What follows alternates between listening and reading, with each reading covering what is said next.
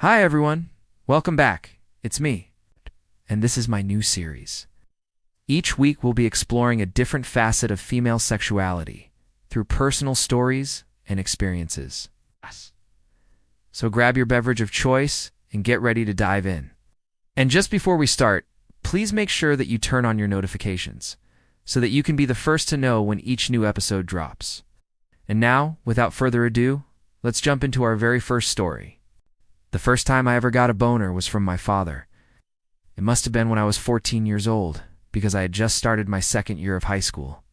At the time, we were living in a small apartment building in Brooklyn. My parents shared a bedroom at the end of the hallway, and I slept in the living room in a pull-out bed under the window. One night I woke up in the middle of the night needing to pee. I went into the bathroom down the hall, and when I came out, I saw my father standing there in his underwear. He must have just gotten back from going out with some friends, because he had a couple of empty beer bottles in his hands. He was clearly drunk. As I walked past him, trying to make my way back to my room, he grabbed my shoulder and turned me around. "Come here," he said. But instead of saying anything else, he walked away. I knew he wanted me to follow him, so I did. I walked into the bedroom, and he quickly turned off the lights.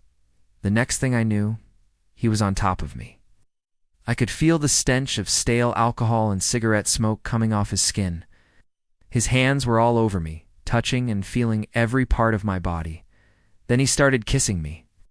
I remember thinking, wow, my dad's actually kind of hot. I always thought he looked cute in a nerdy kind of way, but seeing him like this was kind of sexy. He kept kissing me until I finally started making out with him. I don't remember exactly what happened after that. I blacked out after a while.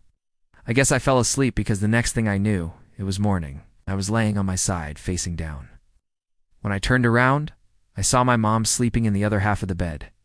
She had an empty bottle of wine next to her. I didn't see my father anywhere. I got up and left the house without saying a word to either one of them. I felt weird and dirty, but at the same time I felt good.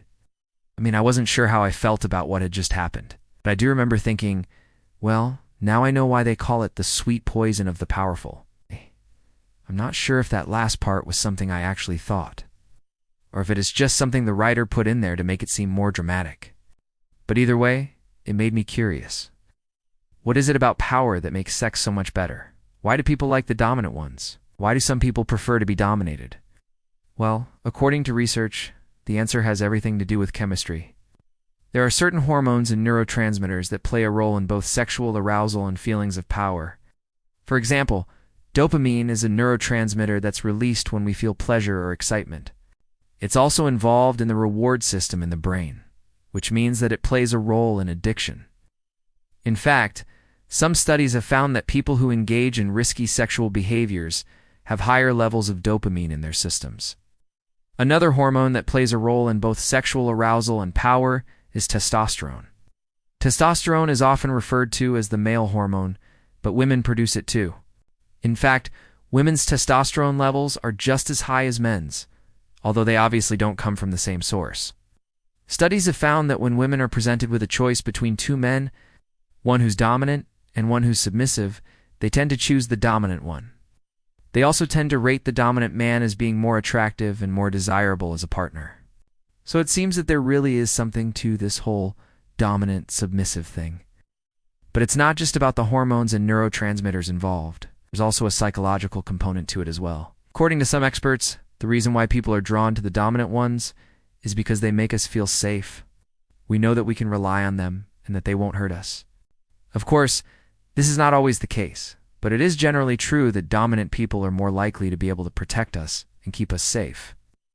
This is why women who date older men are more likely to have happy and fulfilling relationships. Older men are more established in their careers, which means that they're more likely to be able to provide for their partners. They're also more likely to be physically stronger, which means that they're better able to protect them. There's also something to be said about the fact that older men tend to be more experienced in bed.